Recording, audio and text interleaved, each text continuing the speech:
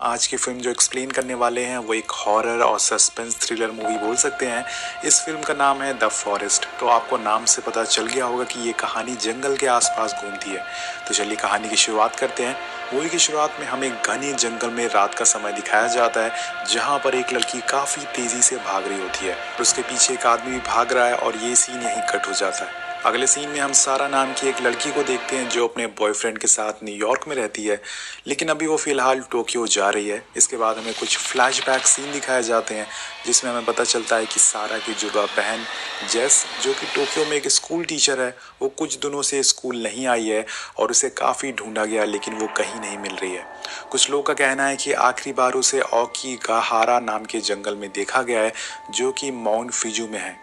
वहाँ ज़्यादातर लोग खुदकुशी करने जाते हैं और जब ये बात सारा को बताई जाती है कि उसकी बहन जेस मर चुकी है, तो उसे इस बात पर ज़रा भी यकीन नहीं होता और वो डिसाइड करती है कि वो टोक्यो जाएगी और अपनी बहन को ढूंढेगी। लेकिन उसका बॉयफ्रेंड उसे वहाँ जाने से मना करता है क्योंकि वो जेस को कुछ खास पसंद नहीं करता था। लेकिन सारा उसकी बात नहीं मानती और अपनी बहन को ढूंढने की ठान लेती है। अब सीन प्रेजेंट में शिफ्ट हो जाता है और हम देखते हैं कि सारा टोक्यो पहुंच गई है। वहाँ वो एक होटल में रुककर थोड़ा आराम करती है और उसी दौरान उसे एक सपना आता है जिसमें वो एक रूम की तरफ जा रही होती है, जहाँ पहुँचने में उसे एक टेंट मिलता है और जब वो उसे ओपन करती है तो उसे वहाँ एक छोटी बच्ची दिखती है। लेकिन थोड़ी देर बाद उसका फेस हॉन्टेड हो जाता है और सारा की आंखें भी खुल जाती है। अब सुबह हो जाती है और सारा पहले तो जेस के स्कूल जाती है, जहाँ वो उसे क्लासरूम में जाती है जहाँ पर जेस पढ़ाया करती थी। जब वो उस रूम के दरवाज़ा खोलती है तो सारे बच्चे आराम से पढ़ाई कर रहे होते हैं, लेकिन तभी एक एनी नाम की लड़की सारा को देख के काफ़ी ज़ोर से चीखती है, जिसे बाकी बच्चे भी डर जाते हैं और उसी टाइम सारा और एनी दोनों को प्रिंसिपल रूम में ले जाया जाता है। वहाँ सारा उस लड़की से पूछती है कि तुम क्यों चिल्लाई मुझे देखकर। तो वो लड़की उसे बताती है कि मुझे लगा कि तुम जेस की आत्मा हो। तो सारा उसे पूछती है कि ये वही जंगल है जहाँ पर जाके लोग अपनी जान देते हैं। और ये सुनकर प्रिंसिपल सारा को ओकीगाहारा की कुछ पुरानी बातें बताते हैं, जिसमें वो कहते हैं कि पहले ज़माने में लोगों के घर में खाने की काफ़ी कमी हुआ करती थी, इसलिए वो अपने घर के सारे बूढ़े लोगों को वहाँ उस जंगल में छोड़ आते थे, जिसे वो लोग थोड़ी दिन बाद भूख से मर जाते थे और बाद में वो एक गुस्सैल आत्मा में बदल जाते थे। अब उसके बाद वहाँ के लोग उस जगह को शापित कहने लगे और ये भी बताती है कि यहाँ टोक्यो में लोग भूत को योराई कहते हैं। एनी को भी यही लगा कि तुम भूत हो क्योंकि तुम्हारी शक्ल सेम उसी से मिलती थी। अब इसके बाद सारा प्रिंसिपल से जेस का रूम दिखाने को बोलती है। जब वो जेस का सामान देखती है तो उसे वहाँ कुछ ऐसी दवाइयाँ मिलती है जिसे देख के सारा को समझ आता है कि जेस डिप्रेशन में थी और वो अपनी जान देने गई थी वहाँ उस जंगल में। वहाँ पर उसे एक मैप भी मिलता है जिसे देख के सारा फैसला करती है कि वो उस जंगल में जाएगी और जेस को ढूंढनेगी, क्योंकि सारा को अभी भी लग रहा था कि वो जिंदा हो सकती है। और वो अगले दिन ट्रेन से माउंट फूजी के लिए निकल जाती है। वहाँ पहुँच के उसे एक होटल मिलता है जहाँ के मालिक से वो जेस के बारे में पूछती है, तो वो कहती है कि हाँ, हमने इसे ढूंढ लिया है। ये सुन के सारा काफ़ी खुश हो जाती है कि जेस उसे मिल गई। लेकिन वो लेडी उसे अपने साथ बेसमेंट में ले जाती है जहाँ पे काफ़ी सारी बॉडीज़ होती है। लेकिन तभी उस लेडी को एक आवाज़ आती है जिससे वो बाहर चली जाती है और सारा वहीं अकेले उन बॉडीज़ के बीच में अपनी बहन को ढूंढने लगती है। लेकिन यहाँ भी उसकी बहन नहीं होती है। वो फौरन ऊपर जाती है और उस लेडी से कहती है कि बहन नीचे नहीं है, वो अभी भी फॉरेस्ट में जिंदा हो सकती है, क्या तुम मुझे कोई गाइड हायर करके दे सकती हो। तो वो लेडी कहती है कि वहाँ जाना खतरे से खाली नहीं है, तुम्हारी बहन मर चुकी होगी, तुम अगर जाओगी तो तुम भी मारी जाओगी। लेकिन सारा नहीं मानती। वो कहती है कि उसकी बहन सिर्फ खोई है, मरी नहीं है। और ये बोल के वो वहाँ से गुस्से में बाहर आ जाती है। वहाँ उसे एक लड़की मिलती है जिसे वो कहती है कि क्या तुम मेरी मदद कर सकती हो फॉरेस्ट में जाने के लिए, मैं तुम्हें उसके पैसे भी दूंगी। लेकिन वो लड़की उसे मना कर देती है और उसे वहाँ ना जाने की सलाह भी देती है और ये भी बताती है कि ये जंगल लोगों की सैडनेस और उनके डर का फ़ायदा उठाता है और उन्हें कंट्रोल कर लेता है। फिर उन्हें वो चीज़ें दिखाता है जो सच नहीं है, जिसे लोग बाद में खुद की जान ले लेते हैं। इसलिए तुम्हें अपना रास्ता नहीं भटकना चाहिए। लेकिन ये सब बात सारा को मजाक लग रही होती है, इसलिए वो वहाँ से अकेले ही निकल जाती है। अब काफ़ी रात हो चुकी है, लेकिन पास में उसे एक रेस्टोरेंट मिलता है जहाँ पे वो जाके ड्रिंक करने लगती है। तभी उसके पास एक एडन नाम का आदमी आता है। वो आके उसके सामने बैठ जाता है, जो कि ऑस्ट्रेलियन होता है और मैगजीन में एक राइटर भी होता है। सारा उसकी काफ़ी बातें होती है। ऐसे ही बातों बातों में वो जेस के बारे में उसे बता देती है। इसे सुन के एडन उसके साथ ओकीगाहारा जाने के लिए मान जाता है, क्योंकि उसे भी कल वहाँ एक वॉचमैन के साथ जाना है। एडन को वहाँ की स्टोरीज के बारे में लिखना होता है, लेकिन एडन इन सब के बदले सारा से एक शर्त मानने को कहता है। वो शर्त ये होती है कि सारा को अपनी स्टोरी बतानी होगी जिसे वो रिकॉर्ड करेगा। अब एडन की बात ये सारा मान जाती है और अपनी स्टोरी बताने लगती है। एडन रिकॉर्ड करने लगता है और फिर एडन उसे उसके मॉम और डैड के बारे में पूछता है, जिसे वो बताती है कि जब वो 12 साल की थी तब उसके मॉम डैड एक मूवी देखने गए थे, लेकिन हमारे घर के बाहर उन्हें एक ट्रक के हादसे में उनकी जान चली गई थी। वेल गाइज, ये कहानी आपको सच लग रही होगी, लेकिन ऐसा कुछ नहीं होता दोस्तों। सारा एडन से झूठ बोल रही थी। उसकी मॉम डैड की मौत असल में उनके बेसमेंट में हुई थी, जहां उसके डैड ने उसकी मॉम को गोली मारी थी और बाद में खुद को भी गोली मार ली थी और जान ले ली थी। जब उस गोली की आवाज़ सुन के उसकी ग्रैंड मदर और जेस नीचे गए तो जेस ने अपने मॉम डैड की बॉडीज़ को देख लिया था और तभी से वो काफ़ी उदास और डिप्रेस रहने लगी थी। ये होती है असली कहानी। अब दोस्तों काफ़ी रात हो जाती है और सारा वहीं के होटल में रूम लेती है और वहीं सो जाती है, लेकिन उसे वहाँ भी एक काफ़ी बुरा सपना आता है, बिल्कुल पहले की तरह। लेकिन इस बारी उसे कुछ चुड़ैल जैसी भूत बूढ़ी औरत दिखती है जो उसे पकड़ लेती है, लेकिन अगले पल ही एक और लड़की वहाँ आती है और उस औरत को यहाँ से ले जाती है। और इन सपने के बाद सारा की फाइनली आँख खुल जाती है और वो दिन आ जाता है जब सारा को उस जंगल में जाने वाला था। अब एडन और सारा को वहाँ एक गाइड भी मिलता है जिसका नाम होता है मिची। वो सारा से बताता है कि वहाँ मत जाओ क्योंकि तुम्हारे अंदर डर और दुख है और वो जंगल तुम्हारी इस चीज़ का फ़ायदा उठाएगा। लेकिन एज़ यूजुअल सारा भी उसकी बात नहीं मानती और फिर वो लोग निकल जाते हैं उस जंगल की तरफ। सब लोग अंदर घुसने के थोड़ी देर बाद एडन अपना कैंपस निकालता है जो काफ़ी तेज़ी से घूम रहा था। ये देख के वो लोग काफ़ी शॉक हो जाते हैं और तभी मिची उन दोनों से कहता है कि अगर तुम्हें इस जंगल में कुछ अजीब दिखे तो उस पर यकीन मत करना, क्योंकि जंगल तुम्हें वही दिखाएगा जो झूठ होगा और तुम्हारे ऊपर कंट्रोल करने की पूरी कोशिश करेगा। इसके बाद वो तीनों उस जंगल में घूमने लग जाते हैं और सारा को वहाँ काफ़ी अजीब अजीब आवाज़ें सुनाई देती है, जैसे कोई फुसफुसा रहा हो, लेकिन वो उसे इग्नोर करके आगे बढ़ती है। थोड़ी दूर चलने पर मिची को एक टेंट मिलता है जिसमें एक आदमी होता है। वो वहाँ जाके उसे बात करने की कोशिश करता है और उसे समझाता है कि यहाँ से चला जाए, यहाँ पर खतरा है, लेकिन वो आदमी नहीं मानता तो मिची वापस आ जाता है। अब थोड़ी दूर और आगे चलने पे सबको कुछ रस्सियाँ बंधी हुई मिलती है, ये जो दरअसल लोगों ने रास्ते याद करने के लिए बांधी थी, अगर वो मर गए तो उनकी बॉडी दूसरी को मिल जाए।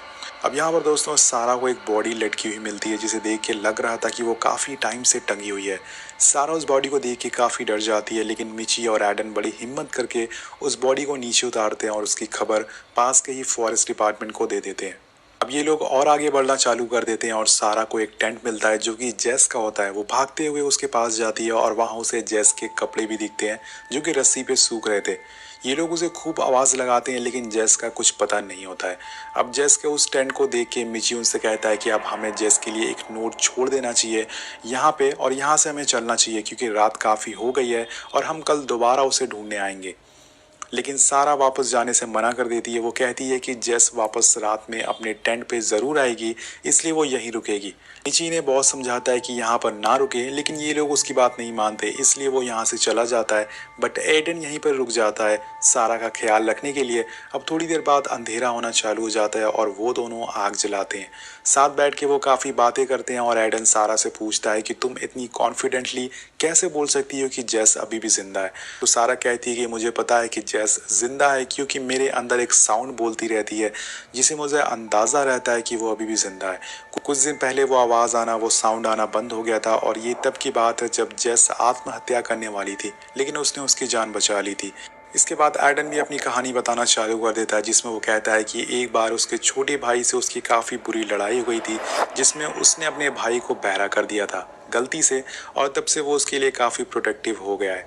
अब इन सब बातों के बाद सारा अपने टेंट में चली जाती है सोने के लिए और एडन वहीं बाहर ही सो जाता है। लेकिन सारा को नींद नहीं आती, इसलिए वो जेस की कुछ किताबें पढ़ना चालू कर देती है जो कि उसने उसके रूम से लाई थी, और उसे पढ़ते पढ़ते उसकी आंख लग जाती है। लेकिन दोस्तों तभी उसे महसूस होता है कि उसके टेंट के बाहर कोई हलचल हो रही है, कोई इंसान बाहर खड़ा है और उसे बार बार छू रहा है। सारा को लगता है कि वो एडन है, इसलिए वो एडन को आवाज़ लगाती है, लेकिन वो जवाब नहीं देता, इसलिए वो टेंट की जिप खोलकर बाहर आती है और बाहर कोई नहीं होता। लेकिन दोस्तों तभी 3 बूढ़ी औरतों की आत्मा उस पर हमला कर देती है, लेकिन ये सब उसका सिर्फ एक विजन था, रियलिटी में उसे कुछ नहीं होता है। इसके बाद सारा टेंट के बाहर खड़ी रहती है, तभी उसे वहाँ एक लड़की भागते हुए मिलती है। उसे लगता है कि वो सारा है, इसलिए वो उसका पीछे भागती है और थोड़ी दूर चलने पर उसे वहाँ एक स्कूल गर्ल मिलती है जिसका नाम होता है योशिका। वो सारा का नाम जानती थी और सारा को कहती है कि वो जेस की स्टूडेंट है और उसने बोला है कि जेस को तुम्हारी ज़रूरत है। और ये भी बोलती है कि सारा एडन पे भरोसा ना करे क्योंकि उसने उस आदमी को जेस के साथ देखा था। अब इसके आगे वो कुछ बता पाती कि एडन की आवाज़ सुन के वो वहाँ से भागने लगती है, लेकिन सारा उसके पीछे भागती है और इसी बीच वो गिर जाती है, जिसकी वजह से उसके हाथ पे एक कट लग जाता है। यहाँ पर एडन आके उसे वहाँ से ले जाता है और अब अगली सुबह वो दोनों काफ़ी जल्दी उठ जाते हैं और वहाँ जेस के लिए एक नोट छोड़ देते हैं ताकि अगर वो वापस आए तो उसे ये नोट मिल जाए। अब एडन उसे नदी के किनारे से जंगल के सहारे बाहर ले जाता है, लेकिन तभी सारा को जेस की बॉडी नदी में तैरती हुई मिलती है। लेकिन ये सिर्फ उस जंगल की एक चाल होती है, वो उसे कंट्रोल करना चाह रहा था और उसे ऐसा विजन दिखा रहा था। अब इसके बाद सारा को लगता है कि एडन उसे गलत रास्ते लेके जा रहा है क्योंकि नदी का बहाव उल्टी दिशा में जा रहा है, तो वो उसे अलग दिशा में लेके जा रहा है। अब सारा को एडन पे शक होने लगता है, लेकिन फिर भी वो आगे बढ़ती है। अब थोड़ी दूर चलने पे सारा उसकी रिकॉर्डिंग सुनाई देती है जो कि एडन ने अपने फ़ोन में रिकॉर्ड करी थी। सारा को लगता है कि एडन के साथ ज़रूर कुछ गड़बड़ है, तो वो उसका फ़ोन मांगती है और रिकॉर्डिंग डिलीट करने लगती है, लेकिन तभी उसे फ़ोन में जेस की फ़ोटो मिलती है, जिसे देखकर वो समझ जाती है कि वो जेस को जानता है। वो उसे पूछती है कि तुम जेस से पहले मिल चुके हो, लेकिन एडन इस बात से मना कर देता है। इसके बाद एडन और उसमें फ़ोन के लिए लड़ाई होना चालू हो जाती है, लेकिन सारा एडन का फ़ोन फेंक के वहाँ से भागना शुरू कर देती है। एडन उसे काफ़ी आवाज़ देता है कि अगर वो अकेली गई तो जंगल में खो जाएगी, लेकिन वो नहीं रुकती।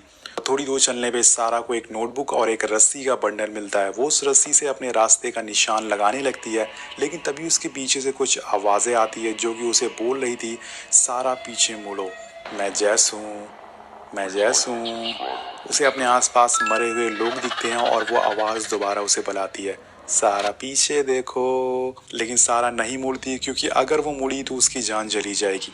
तभी एक मार्क्स वाला आदमी उसके काफ़ी करीब आ जाता है और वो वहाँ से भागना चालू कर देती है, लेकिन भागते भागते वो एक गड्ढे में गिर जाती है और यहाँ उसे फिर से योशिका मिलती है जो उसे कहती है कि जेस एक केव में है, आओ मैं तुम्हें उसके पास ले चलूँ।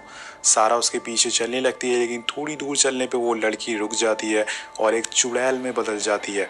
ये देख के सारा काफ़ी ज़्यादा डर जाती है और भागने लगती है और भागते हुए वही रोशनी वाली जगह पे आ जाती है। वहाँ से मदद की भीख मांगती है और तभी वहाँ पे एडन उसे बचाने आ जाता है। वो उसे कहता है कि तुम वहीं रुको, मैं रस्सी लेके आ रहा हूँ। अब थोड़ी देर बाद सारा को उसी जगह पे एक कैमरा मिलता है। जब वो उसमें देखती है तो उसे उसके मॉम और डैड की उस दिन की पिक मिलती है जिस दिन उनकी मौत हुई थी। और तभी अचानक से उसके डैड की आत्मा उस कैमरे से बाहर आने लगती है, लेकिन वो उस कैमरे को फेंक देती है और काफ़ी रोने लगती है। ये सब दोस्तों वो जंगल उसके साथ कर रहा था ताकि वो उसके ऊपर कंट्रोल कर सके, जैसे कि मैंने आपको बताया। अब यहाँ पर एडन भी रस्सी लेके आ जाता है और उसे ऊपर खींच लेता है। इसके बाद एडन उससे कहता है कि वो पास वाले रेडियो के पास जा सकते हैं जिससे कि वो फॉरेस्ट रेंजर को बुला सकें और उनकी जान बच सके। लेकिन सारा कहती है कि मैं तुम पे कैसे यकीन करूँ। तो एडन उसे एक चाकू देता है और बोलता है कि अगर तुम्हें मुझ पे कभी भी शक हो तो इसका यूज़ मुझ पे कर लेना। और चलते चलते सारा एक नदी के किनारे पहुंच जाती है जहां पे वो अपने हाथ पे लगे पट्टी को खोलती है और वो देखती है कि उसकी चोट पे कीड़े पड़ गए हैं। अब वो उसकी बॉडी के अंदर भी जा रहे हैं और फिर वो उस चाकू से अपने हाथ को काटने को सोचती है, लेकिन तभी उसे एडन की आवाज़ सुनाई देती है और फिर जब वो दोबारा अपने हाथ को देखती है तो वो बिल्कुल ठीक होता है। मतलब ये भी उसका एक विजन था और वो जंगल उसे ये सब करवा रहा था। ये जंगल दोस्तों बहुत ही ज़्यादा खतरनाक है। अगर आप इसमें अकेले फंस गए तो ये आपको ऐसे ऐसे विजन दिखाएगा जिससे कि आप अपनी जान ले लेंगे। मतलब इसके बाद ये दोनों एक कॉटेज पे पहुंच जाते हैं जो कि काफ़ी पुराना होता है। वहीं हम दूसरी तरफ देखते हैं कि मिची और सारा का बॉयफ्रेंड रॉब कुछ रेंजर्स के साथ सारा को ढूंढने जंगल में अंदर जाते हैं और इधर एडन को उस कॉटेज में एक रेडियो भी मिल जाता है जिसे वो ठीक करने लगता है। लेकिन तभी सारा को बेसमेंट से कुछ आवाज़ें आती है जो कि असल में जेस की होती है। जब वो वहाँ जाती है तो उसे वहाँ एक नोट मिलता है जिसमें लिखा होता है कि वो एडन से इस बेसमेंट की मांगे वरना वो हम दोनों को यही मार देगा। के बाद सारा चाकू लेके एडन के पास जाती है और उसके गले पे रख देती है। उससे बोलती है कि मुझे वो की दो, तो एडन उसे बार बार बोलता है कि मेरे पास वो की नहीं है, लेकिन सारा नहीं मानती। इसलिए एडन अपनी जान बचाने के लिए सारा से झूठ बोलता है और कहता है कि वो की उसके बूट में है। जैसे ही सारा झुकती है वो की लेने के लिए एडन उस पर चढ़ जाता है और उन दोनों के बीच में काफ़ी लड़ाई होना चालू हो जाती है। पर तभी सारा झटके से एडन की छाती पे चाकू मार देती है जिससे कि वो जख्मी हो जाता है और थोड़ी देर बाद उसकी वही मौत हो जाती है। अब हम देखते हैं कि बेसमेंट का दरवाज़ा अपने आप खुल जाता है और वहाँ से लाइट आना चालू हो जाती है। वहाँ जाने पे सारा को जेस और अपना बचपन दिखता है और नीचे उतरने पे उसके मॉम और डैड की बॉडीज़ मिलती है। वो जल्दी से जेस की आंखें बंद कर देती है, लेकिन तब तक उसके डैड के अंदर जान आ जाती है और सारा जेस को ऊपर भेज देती है। लेकिन उसके डैड उसका हाथ पकड़ लेते हैं, जिससे सारा काफ़ी तेज़ी से चिल्लाती है कि डैड मुझे जाने दो। और तभी दोस्तों हम यहाँ पे रियल जेस को देखते हैं, जो कि अभी भी जिंदा होती है। वो कॉटेज के बाहर बैठी थी और वो सारा की आवाज़ें सुन के समझ जाती है कि वो यहीं आसपास है। तो सारा अंदर से कॉटेज में काफ़ी मुसीबत में होती है और उसके डैड उसका हाथ नहीं छोड़ रहे थे, इसलिए वो उनके हाथ पे चाकू से कट लगा देती है और वो वहाँ से भाग जाती है। अब जंगल में जेस भी भाग रही होती है और उसके पीछे पीछे सारा भी होती है। थोड़ी दूर पे जेस को कुछ लाइट दिखती है जो कि रॉब और मिची की होती है, तो वो उस तरफ भागने लगती है और सारा उसे बार बार आवाज़ लगा रही थी, लेकिन जेस उसकी आवाज़ सुन नहीं पा रही थी। जेस रॉब के पास पहुंच जाती है और दोस्तों यहाँ सारा के बाल ब्राउन थे लेकिन जेस के बाल ब्लैक थे, तो इस बात से हम डिफ्रेंशिएट कर सकते हैं कि कौन सारा है और कौन जेस है। अब रॉब उसे पूछता है कि सारा कहाँ है, तो जेस कहती है कि वो तो तुम्हारे पास है, तो रॉब कहता है कि नहीं। और तभी हम सारा को देखते हैं जिसके सामने एक और बार कोशिका आ जाती है। वो सारा को अपने हाथ पे लगे कट्स को देखने को बोलती है और इसी बीच हमें उस बेसमेंट का सीन दिखाया जाता है जहाँ सारा ने अपनी जान बचाने के लिए अपना ही हाथ काट लिया था और उसकी मौत हो गई थी। मतलब कि ये सारा की आत्मा है और यही वजह थी कि जेस सारा की आवाज़ सुन नहीं पा रही थी। यहाँ ज़मीन के अंदर से कुछ हाथ निकलते हैं और सारा की आत्मा को खींच के अंदर ले जाते हैं। देखते ही देखते वो पूरी अंदर चली जाती है। और यहाँ मैं आपको बता दूं कि दोस्तों जो जेस की फ़ोटो सारा ने एडन के फ़ोन में देखी थी, वो भी उसका एक हेलुसिनेशन था, एक विजन था। वो जंगल उसे ये सब करवा रहा था ताकि वो उसे कंट्रोल कर सके और लास्ट में वही होता है दोस्तों। हम लास्ट में देखते हैं कि जैसे सारा जेस को बचाना चाहती थी वैसे जेस भी सारा को बचाना चाहती थी, लेकिन तभी वो महसूस करती है कि उसके अंदर की वो आवाज़ थम गई है, जिससे उसे पता चलता है कि सारा को कुछ हुआ है। और इसके बाद मूवी की लास्ट में मिच को सारा की भूतिया आत्मा दिखती है जो कि जंगल में अब भटकने वाली है, जैसे बाकियों की आत्मा भटक रही है। ये कहानी यहीं पे खत्म हो जाती है। आपको मूवी कैसी लगी नीचे कमेंट करके जरूर बताइएगा। मिलते हैं आपसे अगली वीडियो में। Thank you so much watching.